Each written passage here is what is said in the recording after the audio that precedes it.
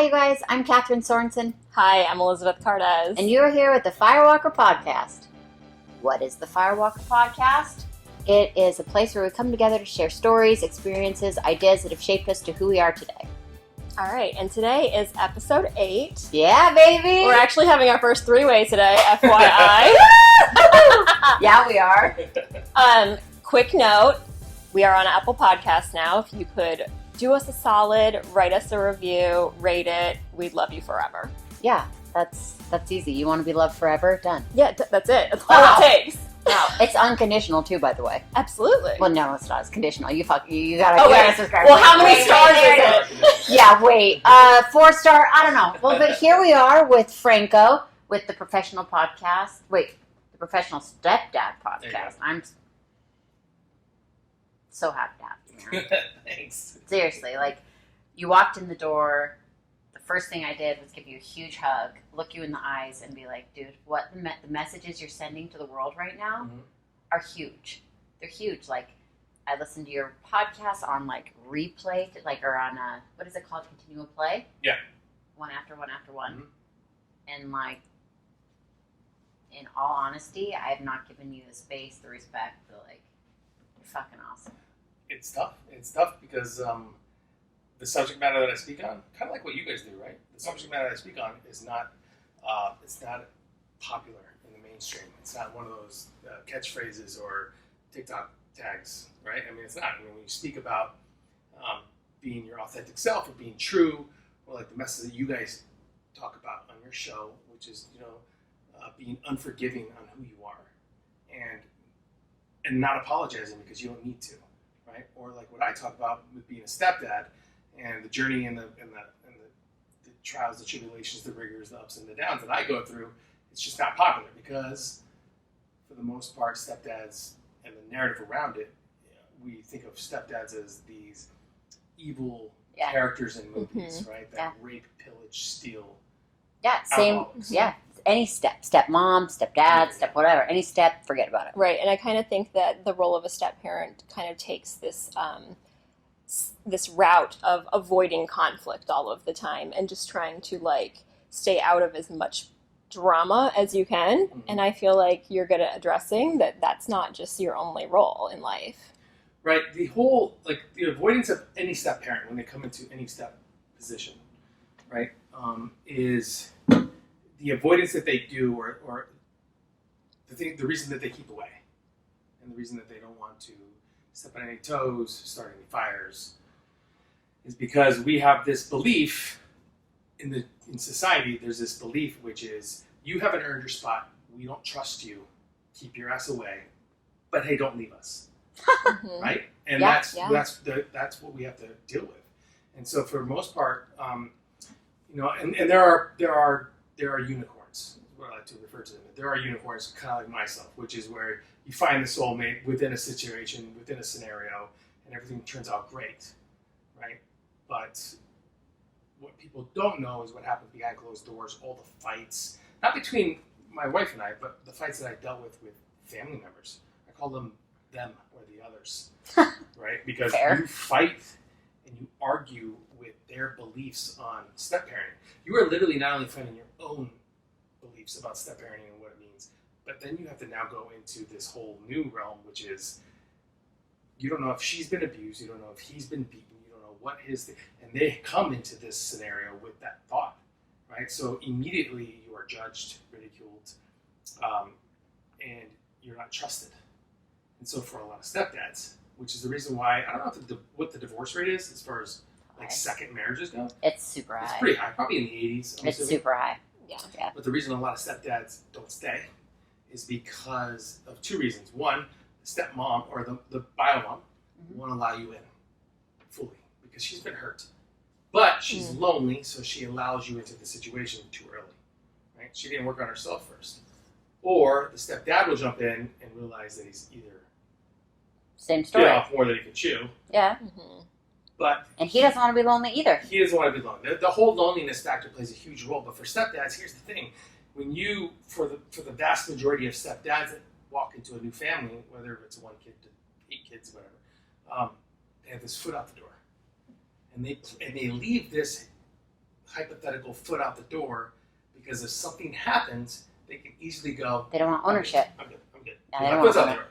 And that's the problem, because with me, I went all in. It was kind of like the last thing I wanted to do with my life, because I've done a lot of cool shit. I've done such cool. I've done, my wife and I joke that I did more by the age of 30 than most people do their entire lives. That's freaking And awesome. this is consistent of jumping out of airplanes, fighting in war, DUIs, drugs, alcohol, promiscuity, marriages, one, almost married twice, jail, like all these things that I did prepared me for the man that I am now, right? So I believe that the universe kind of conspired to bring my wife and I together at that specific moment, because it was like, okay, you did what you had to do. How do you feel? Good. Take a deep breath. Okay, now go be a dad. And that's how I approached this situation, which is rare. It's really rare because you're so afraid to make a mistake. So afraid. Tough. Especially me. I've got 4 girls. And I've been shitty to women my whole life. Right? How am I going to be this parenting figure to my 4 girls when my whole life, my dad, my uncles, everybody taught me to treat women like they were objects? Dude, like, that's one thing, as I said earlier, like, I've listened to your podcast, like, one episode after another, after another, after another. I was so, I don't know the right word, turned on. No, but really, by the way you're talking to men. Like, you're opening up men. It's kind of like you're inviting them in this, like, loving space of, like, hey, guys, like, have you done your own work? How can you show up for somebody else when you haven't done the personal work you need to do? Right. But then you're also in this call of action, just like, quit being a fucking asshole. Right. It's really, like, your podcast really, like, I would honestly say this is not just for stepmen, like stepdads. This is something for anybody that has a relationship, a child, is fucking just human. As a woman, I got takeaways. And I don't have a step anything in my life. I don't have step parents. I don't have step kids. I don't have step relationship. Nothing step so far. But I'm serious. No, I'm not kidding. Like, I sat there listening like, well, if I ever have a stepdad, like if my girls ever have stepdad, they better fucking done the work. Because I don't, like, just you talking about it, I was like, oh my God, like, men can level up this way. Like, men can, anyways, okay, I'm on a tangent, but keep going. It was lovely. Like, I really, really enjoyed listening to your podcast. And of course, everybody takes away what they're looking for, right? Like, we listen and hear what we want to hear. And so I tuned in, and what I heard was what I was looking to be fulfilled with your podcast, which everyone that listens to it's going to hear something different. Mm-hmm. But what I took away from that was, like, I won't be the same looking for, like, the step parent in my life, because I'll meet somebody, I'll be with somebody. Like, there will eventually be a step father for my children one day. Right. Like, there will. So. Well, it's not about. So this is a big mistake that is made, and the big mistake that is made within this genre. Right? I mean, that's the best way I can really explain a step parent. It's like a genre in a movie. You have drama, you have comedy, you have romance, you have sci-fi. So step parenting in today's society, in this world, is really broken down into this genre, which is, this is your category that you loft into. And the problem with that is that we are going to be subject to the stereotypes of that drama, and of that genre, and of that of the history behind what step parenting is. So when you're looking for this partner, right? And the best way to say it is partner now, right? Because that's what you're looking for. You're not looking for somebody to replace the dad. That's not the objective. No way. The objective here is to find somebody that can lead from the front, that can be humble, that can be organized with his thoughts, but more important, that can make you laugh, that can understand what you're talking about, doesn't try to overstep your boundaries, but equally tries to parent. Yeah. That's the big game that we play, right? Because you're trying not to step on toes, and you're trying to let Biomom do what she does, right? You're trying to let Biomom do what she does. But the problem is that, and this all reverts back to what you were saying a second ago, which is Bio mom hasn't done her work yet. Bio mom is still parenting and living her life like she was when dad was in the picture and the way she was raised, right? Yeah. And because she hasn't done the work yet, and then the steps in this man who probably hasn't done any work yet. Now you guys are about to parent and teach, mentor, lead the way you were. And it's going to lead to nothingness. Right? So when you're looking for, like in your position you're talking about, one day somebody would be the father to, not the father, the person, partner. The partner in my journey,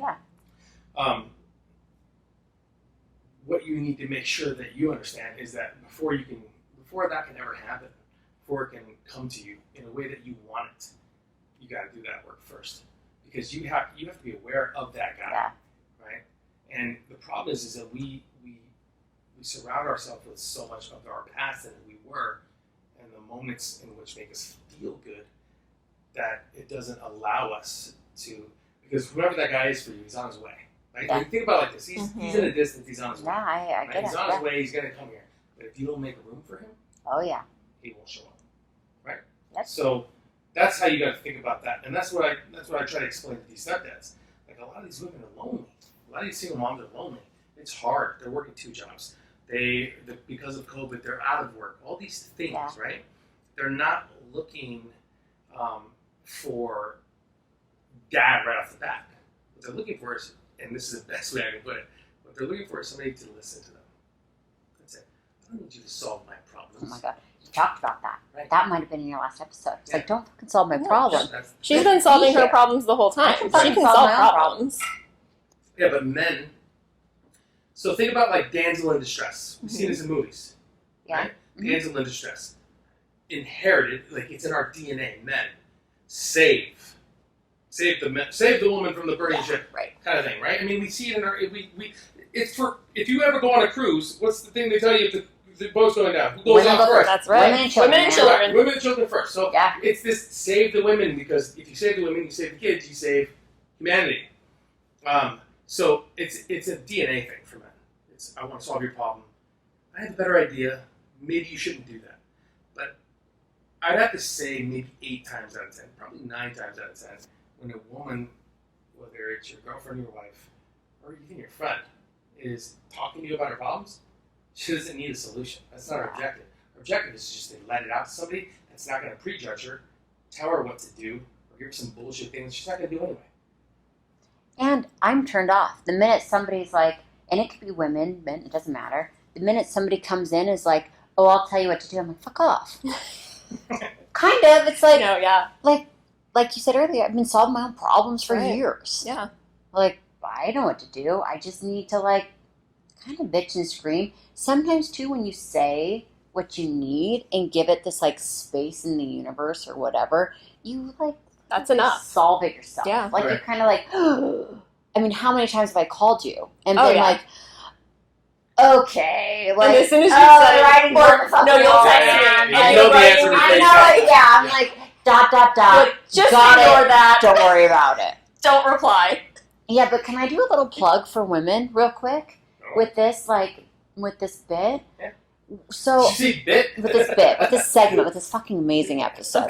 You know, right? Like, but I recently divorced. Starting, talking to men, meeting men, starting relationships. I, honest to God, didn't understand my worth. So here I am. I don't have a job. I have kids. I'm less than my ex because here he is with this big, huge career, all these things. So my mind is in a space of like, I am less than. So follow me along. So here I am. My space is less than the person I've spent 20-something years with, building and growing and being part of as a side. I'm the person that's like, you got it, right? Well, here I am with like, well, what do I have to bring? I'm thinking about me being less than, kids being less than. What a burden, what a baggage, less than, right? So I have learned through my own work, through my own, relationship, through all these things, right? I am bringing fucking gold to a relationship. I have kids that are like incredible, right? Kids that have like, they're excelling in life.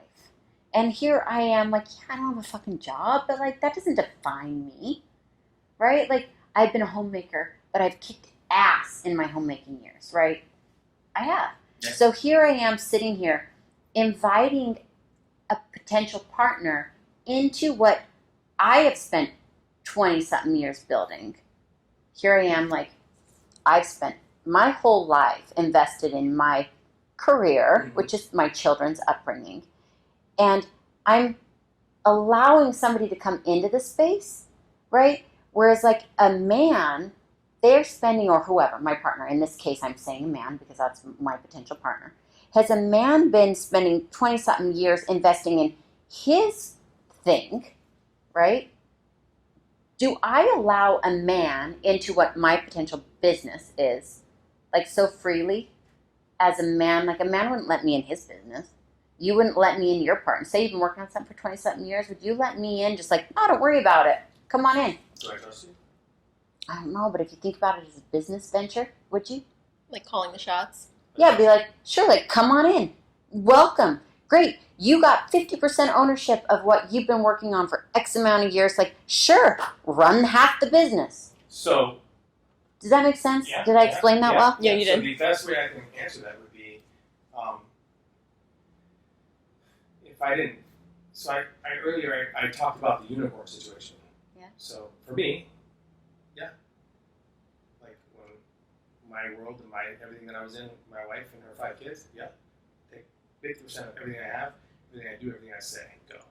Because that's how much I had trust with her from the moment I laid my eyes on her. Yeah. Which is the most fucked up place in the world. I mean, I fell in love with my wife at her husband's funeral, unknowingly. I'm serious. I didn't know it until like years later. And when I went to therapy, I'm like, oh shit. Do I tell her this? Yeah, I'll tell her this. But so for my situation and for her situation, yeah, when you have that unicorn situation, that 1 in a million type thing, which is where I find myself, mind you, 1 in a million between her and I. That doesn't include all the bull crap that we went through to get there. Else. Yeah, got it. Between her and I. Yeah, I handle everything without question. Because I know instinctually that this is me. I'm just talking to me, I'm working with me. And she sees the same thing. So when we agree, we agree. When we disagree, we disagree. When we talk. Yeah. So it's hard to say, to give you the best answer I can give you with that, because it's hard to. What you're trying to say is, do I hand over the reins to my fucking world? Yeah, like would they hand their reins over? So, but here's the thing: you're going into the scenario automatically putting a strike against somebody you've never met before. I mean, you can't assume that. Would you have? Because if you do that, you're going to react that way. You're going to act that way. You're going to have your responses, your voice, your inflection, the way your body language is. Everything is going to be protective, which is, this is my fucking world. You can't come in and tell me. You prove it. Before you prove it. Is that bad? Absolutely not. I don't think it is. No. It's a defense mechanism. It's this natural born thing to do. It's in the wild when a mother and her cubs, and somebody tries to attack, they will give their life to them. Because I feel like women, we are like, shit, like, okay, someone in my, so like, financially, I'm okay. I'm like the fucking unicorn in that world, right? I've got a long while till I need to go do something to like bring an income stream. But most women, that's rare. Most women need help financially.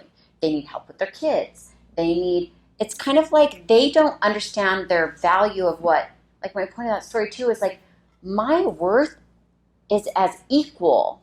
Like I've invested that with this family unit, and I think it's a lot harder for women to understand that what they have is precious. Extremely delicate, precious, like so fragile. And like I just see a lot of women bringing in men very fast because lonely, financial, need help. Like I feel like this like whole invitation to my world is a lot faster than invitation to their world. Like if I ever get married, is that no prenup? Right? Like kind of like you're welcome, absolutely done. If we're talking business to business, right? Yeah. Whereas, like, I invite a man in, where's their prenup? Does that make sense? Yeah, so from the step dads that I've talked to, men that have jumped into families or have been invited into families or decided to go on that path and that journey, they go in ill-equipped, uninformed, and they go in, like I said before, with like this inherited belief or this inherited values, like you say, these inherited values of what a family should be and needs to be, right? But based on where we are today in today's society and how we run things, make no mistake about it, the women that find themselves on the back end of a scenario because they don't define, because their value and worth is not clear to them, is more and more becoming extinct because women are finding their power, women are finding their moments, women are finding their reasons, and women are defining their value. Like you said, your family of fucking IBM stock to you. It is, right? yeah. And you own 100% of the shares. Yeah. And there's you'd be damned if you're going to allow somebody to buy in on these shares at the same price value that you did. Absolutely. Right, and that's how you have to see things. Okay, I love how you're explaining this. But Thank you. but when you're going into this business venture, you have to remember that you have to let go of some of the rope. You have to test it out. You have to allow him. That's the problem. That's the biggest problem that we have as men in the stepdad community, which is we have good intentions. We have good reasons. We fell in love. We love kids. We see ourselves being a parent. But mom is so guarded that she won't allow us to do anything. Then we don't feel needed or wanted. You have to find the happy balance. How do you find the happy balance? Great question, Frank. So, what you need to do what needs to happen is that it needs to happen that the lines of communication need to open. And this is not me talking to you like we are right now on the show. This is the nonverbal communication. This is what happens when a baby's crying or when a kid screams or when somebody slams the door. The nonverbal communication you have with one another. Are you in sync? Or are you out of sync? Do you know when to act or do you know when to back off? I've been married for going on 8 years, but in my kids' lives go a little over 10. I'm dad in my home. I can discipline like anybody in this home. None of them are my biological kids, but you would never know that the way I speak about them, right? That's just a mental switch that I have in my head.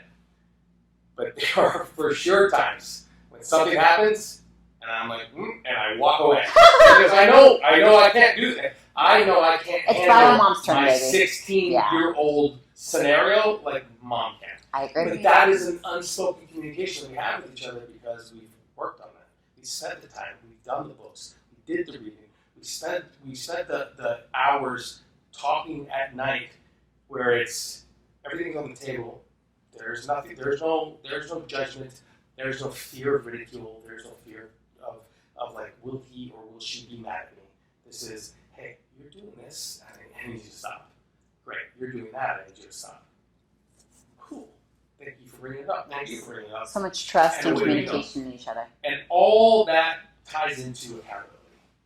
Okay. If you and your partner can become accountable for one another, for your faults and your false weaknesses, but also your strengths, become accountable, then you're in the company. That's how a company's built from the ground up. First, your accountability. Who's in? Who's not? Who's ready to go in? Look, by the way, this company's not making any money. Like zero. We've sold no stock.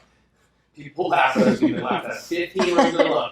That's the accountability factor, right? That's who's in? Who's got trust? Then you go, okay, we built a little bit of momentum here, but now what do we do? Well, we need to get to know one another because if we're going to walk into a boardroom or we're going to go into a situation, we need to make sure that I'm not stepping on your toes and you're not stepping on mine. I know when to shut the fuck up, and I know when to speak. I know when you give me that eye, time for me to go, vice versa.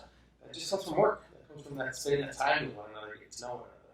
But unencumbered with the outside forces that life has. I feel like, too, a good part, like, to come back to, like, when you're, like, someone, like, always kind of having a foot out.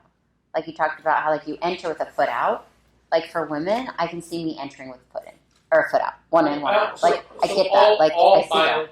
All bio moms and all bio dads. Yeah. Because this is not just dads. I speak to dads because that's where I needed to start. Everything that I talk about can be, the Pope would get information good out of me. I mean, he listens to what I'm saying, he can take some away. Yeah. I mean, it's not, I make it specific to stepdads because that's what I am. I'm just speaking what I'm doing. I didn't speak about being a stepdad Well, this is pretty new. for 9.5 years. Yeah, this is a new Right. podcast. And I didn't do it because I knew that before I was going to speak about it, I had to test it. And if I would work, what didn't work, then I had to get results. I had to do beta tests, and I had to do, okay, now it works. Okay, now kids trust me. Now they call me dad. And when I got to that point, I'm like, cool, I'm ready to talk about it now. Did you lose your shit when they called you dad? I've heard so many stories about men being like, women being So my two youngest kids have always called me dad. My son was 5 months old when I came into his life. He's 11 now. My youngest daughter had encephalitis when she was almost 2, and she kind of went into this brain thing where she had to learn how to walk and talk again, all that stuff. So she understands that. My middle daughter, who's Clara, who's my freaking, she is literally me. Literally, baby. Image of me. I'm not kidding. Yeah. She's a spitting image of me. She at first called me Franco, and then dad. Now it's dad. My 2 oldest daughters do not call me dad, nor do I give a shit. Because when they refer to me to their friends and family, that's my dad. These are my parents. But they are name directed, Franco. Yeah, but I don't care. It doesn't bother me at all. Franco. Not So at you all. get a little warm fuzzy when it's like, hey, this is my dad. Sure. So I took my daughter to BYU to move her in. Congratulations. And we were at dinner. Or we were at lunch or dinner. Maybe we were at our Feasting. You were We were feasting. doing something, right? And she's on the phone with her friend, and she's like, "Oh, we were at lunch." Okay, so sorry, it gave back to her. We're at lunch. She just got there. She just got off practice because she's a dancer, so she had to practice all day. And she sits down, and her friend calls her, and she picks up the phone, and she goes, "I'm at whatever barbecue joint we're at." Goes, "Oh, you there with Stephanie and Tracy or whatever?" She goes, No, here with my parents. Ooh. And my wife looked at me, and mind you, this is not the first time it happened, Yeah. but it's my oldest daughter. Right. Mind you, when I came into my oldest daughter was 9. Sorry. She had known her dad for 9 years. They were best friends. And came off a traumatic experience. Right. Like, not only did she know her dad, but she just lost her dad. Mhm. I mean, that's a big thing. Huge thing. Right.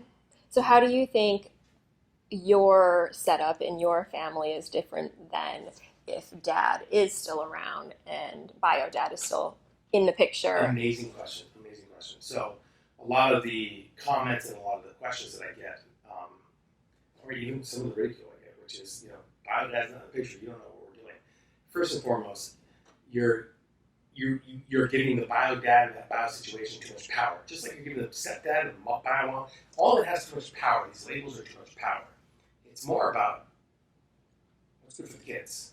We lose so much focus on what the kids need. What's good for the kids. Amen. So when stepdads go like, this dickhead bio dad, he doesn't talk shit about me behind my back, and he doesn't ever let me do this, and he's picking up all these things. Or bio dad's great, we get along, awesome, cool. My answer's universally the same, which is work on you first, then work on your partner, then worry about the kids. If you allow the outside circumstances to inflict pain or pleasure, right, then you are not running your home. Your job is to run your home. That's your job is to run your immediate moments. So when you allow bio dad's negative comments to affect you, where you go online, this son of a bitch talked to me like that. When that happens, the moment that happens, he wins. It's like the bully in the yard. When he hits you. You don't pay attention to him, he go hit somebody else. Right? So it's but it's not any different for me, because here's the crazy part. No, bio dad was not in the picture for me. He died. I didn't ask for it. That's just what my scenario was. Obviously. But what I did gain was 19 bio dads. Father, mom, all his brothers and sisters, all his aunts and uncles, all hated me, all despised me, all wanted to see me gone. So instead of having one guy coming at me, I had 9, 10 people coming at me every day for 2-3 years. So I will take a shitty bio dad over 9 crazy people any day of the week. Yeah, right? for sure. Fair. Right? But people Fair. don't see it like that. No, they don't. Because I here's the can see thing. it like that. Because the thing is that if I had the bio dad in the picture and he did what they did, there's a little bit of like, hey, come out, you can't do that. But when they're not bio dad, they're family members, they can say, do, act, speak any way Whatever they they want. want. And I had to deal with it every day, nonstop. They hated me. All these things. Yeah. And But it wasn't you. It would have been whoever it was. it would have been. Yeah, it wasn't personal. Yeah. I didn't take it personal. Did it piss me off? Of course. Sure. Did I? Because you took it personal. No. It pissed me off because they didn't know me. They were prejudging me. It wasn't like Mm-hmm. I didn't hear what they said, and I didn't let it affect me in that way. It was more like I heard what they said, and my reaction was, get to know me first. Fair. That was just, hey, get to know me who I am. And the funny thing is that, which is kind of parlays into what I do for a living, the moment I ended up booking the longest running commercial in Arizona, all of a sudden they liked me. Oh, Dave Franco this, and oh, what's he up to that? And I got 2 of his sisters on commercials, right? Stuff like that. And I remember the day, we're at Thanksgiving or Super Bowl. We're at dinner, and mind you, I walk in the house, and everybody kind of gives me that whole cultural, right? And we're all watching TV, and you hear my middle daughter Claire go, Dad! And there I am on TV. And then all of a sudden, the whole family goes, huh?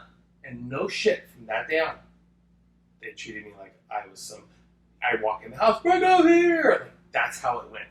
It's like they had to release it on their own time. Mm-hmm. It wasn't up to me, right? My job was to take care of my house. My job was to take care of my wife. And my job was to take care of me. Me, her, them, in that order. And if I would have allowed that to affect me, I wouldn't have had time to focus on me. I wouldn't have had time to focus on her, and I wouldn't have had time to center myself on that. Which all goes into a whole other conversation with communication, understanding how to communicate with them, all these Yep. things. I was just going to say, because like I'm seeing that in the relationships I'm bringing to my family. So I'm talking on the phone with my dad, I'm talking on the phone with my mom about who I'm dating, what I'm doing. And they're like, what does he do? What does his interest? And I'm like, Dad, this is mostly directed to my dad. Mm-hmm. I'm like, Dad, you have to love me no matter who I'm dating. Like, it doesn't matter if he's successful or handsome or great or whatever you want to put that like label on him. Like, I've been in communication with my dad. Like, this isn't about who I'm dating. I need you to love me for who I am. I'm fucking gold. Love me. Like, it doesn't matter. So, like, I feel like that communication could happen for the love interest. So you're not a step yet, but you're like, I feel like I'm healing in my own way. Like, being like, parents, don't just exclude or love based on income or job or whatever they're doing, because they labeled you like that. Like, you're cool up until, like, you're shit up until you're cool. Right? Right. So I feel like there's healing, like, okay, as the, like, bio, you can do this work. You don't need to let this just be like, fine, prove yourself. Like, I wonder. I don't know. I'm seeing that in my life show up where it's like, guys, like, it doesn't matter who I'm with. Love me. You love me. Why does it matter? So first, totally understandable. I mean, that happens in every family. Right? Yeah, but I think that there could be help. I just want that. I mean, I maybe definitely I'm not- dealt with it, like, with my dad and my husband. It was very, like, why can't you get somebody with a real job? Oh, okay. Like, I do. I feel like there's a lot, like, stepdads and step-parents are carrying where, like, we can clean up. Like, sometimes it's not, like, a you problem, it's a me problem. And I feel like there's, I don't know what, like, you know, I mean, we're good friends with your wife. Like, we both know Janaea. We're friends with her. Like, I kind of know a bit, like, we know a bit of your story. Yeah. Based on just friendships with her. But my thing is like, not saying that there's anything she could have done. She did everything, right? You guys did everything well, however. And where I'm moving into, like, the question is, and where I see, like, women too, like, people going through this, and maybe I'm just super seeing you see what you want to see, right? Where it's like, I can do a lot of the legwork, and then somebody else comes in where it's like, you do your own work, you do your own thing, right? Maybe I'm not explaining that well. I've literally had drinks. You're basically saying We might cut this part out. I don't know. We don't know. You're basically saying it's hard to have somebody come into your life now when you've done so much groundwork and laid so much great foundation that you don't want to mess it up. No, I'm saying that I can do legwork for my own family to set up a safe environment to invite somebody else in without this, like, oh, you're cool when you make that commercial. That won't ever matter. It won't? No, because you can't control his world. Mm-hmm. Okay.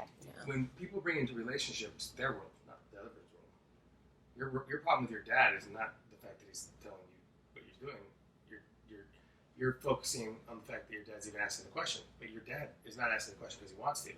Your dad's asking the question because that's how he was raised.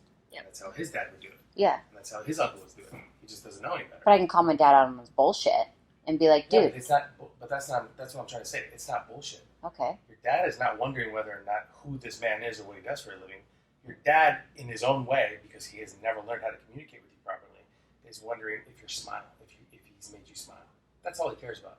If you're comfortable, do you trust him? That's all he will ever care about. In the end. So in his words, like, what does he do for a living? Does he like to scuba dive? All of it will ever matter. Does he smile? Do you yeah. smile? No. But you're thinking about smile as the word of what it means, just to smile. What I mean is that your dad is asking these questions because he wants to make sure that you're protected. Not that he doesn't think you can protect yourself, because you're obviously a strong woman. Okay, we know that. Yes. Not that he doesn't think you can protect yourself, but he's dad. It doesn't matter what you do, how old you get. Mm-hmm. That's always going to be his thing. Are you happy? Are you protected? And but because he's never properly communicated that with you, or you've probably never even talked about that, Mm-mm. and he's never done the work, Mm-mm. that communication comes off broken. So when it finally hits you, you take it as a defense, or Dad, calm the fuck down. I'm a grown woman with yada yada, and I do this, blah blah blah. So then you go into defense mode, which is a natural thing for women to do when they get attacked on whatever they're up to when it comes to their family. They built this, they structured that, they've taken the kids and they've dropped off and they're doing dance and they're juggling this and all these other things that are happening. It's like, fucking, who are you to tell me I've got my own world, right? So you take it as a defense, not because you want to, because that's your thing you do, because you've been hurt, right? Your hurt is your pain, and you have to defend that at all costs, because God forbid somebody hurts you like that again. But that's not your fault. Yep. That's the way your dad was. Now I want you to parlay that back into your dad. When your dad asks you these questions, because he's not as when I say aggressive right now, I don't mean mean. Aggressive means confident. Yes. Your dad is not as aggressive as you. Yep. Okay, got it. He's quieter. Okay. So it skipped the generation. His dad was probably loud, Yeah. or his uncle was probably loud. One of the two. Okay. Never raised them. So it skipped the generation, got to you. You gained all the power, right? He probably wishes he could talk like that, or speak like that, or be blunt like that, but he can't. So the best way he knows how to communicate is to say, hey, what does he do for a living? He's trying to get this information out of you. But you hear this information and these questions as almost like buying questions. Like, why the fuck? I know how to buy a car, Dad. Yeah, I know how to buy a did. car. Seriously. I've done it 100 times. I know how to buy a car. But he's not, the question that he's asking you, you got to be trained in your mind to think deeper than that. And it all reverts back to is, are you happy? That's it. That's all you'll ever want to know. So you want to get into a good conversation with your dad? When he starts asking these questions, just say yes. I'm good. Thanks, Dad. I'll be okay. Simple little answers to make him feel better. Because when he hangs up the phone, take a deep breath. But if you attack him because you feel like you're being attacked, yeah, I went straight to the he's defensive. constantly be worried about you, and the conversation is going to be a repetitive thing. It's never going to stop. Now, mind you, when that happens and you understand that, and now that you get it, and you're aware of it, and you're open up to it, now take yourself into an argument that you've had with your daughters. Oh, man. You just aren't communicating with them properly. Absolutely. Like, here's the crazy thing. They're not communicating with you properly. And it's like two people speaking a fucking foreign language. Yep. And because you're not communicating, you guys are butting heads. Now, mind you, you love each other, so eventually time will pass, and you're like, I'm sorry. I'm sorry, I didn't mean to do that.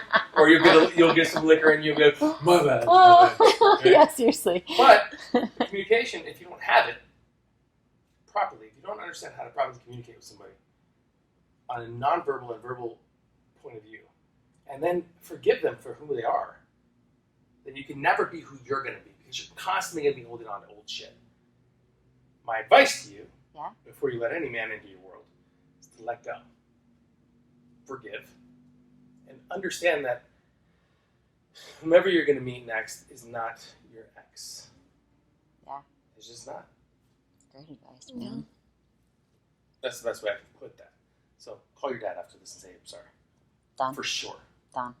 Actually, feel good. Be like, yeah. Okay, done. Easy. Trust me, the moment he stops talking to you, you call. stops calling you because he's mad or because you pissed him off, then worry. Because now you've lost your bullhorn. Because whether you know it or not, when you're not around, your dad is telling everybody you're great. She's strong. Yep. And she's powerful. Don't worry about her. She's got it. Look at her show. She's done this. He's doing that without you knowing. Fair. But in closed doors, baby, you okay? You good? Who's this guy? What does he do for a living? Okay. He's just wanting to be a part of your world. Just like our children just want to be a part of our world. And it's vice versa. We just got to understand the communication. That's it. All breaks down to that. That's fucking awesome. Wow. This is deep. Time to take a deep breath and be like, okay, I got this. We got this, man. All right, this is the finish of part 1 of our lovely conversation with Franco Zavala with the Professional Stepdad podcast. Make sure you guys go give him a follow. Share his podcast with people that you think they're going to help. As you can see, he's full of incredible words of wisdom, advice, knowledge, incredible human. So stay tuned for part 2. In the meantime, subscribe, like, share these episodes. You can email firewalkerpodcast@gmail.com.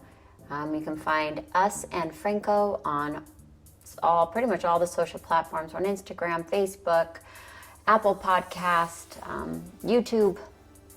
Subscribe, like, all those things. And Franco, thank you so much for taking your time and energy and everything. Just thanks for being part of our show and our first guest. You're absolutely incredible. And thank you so much from our hearts to yours. Enjoy your day.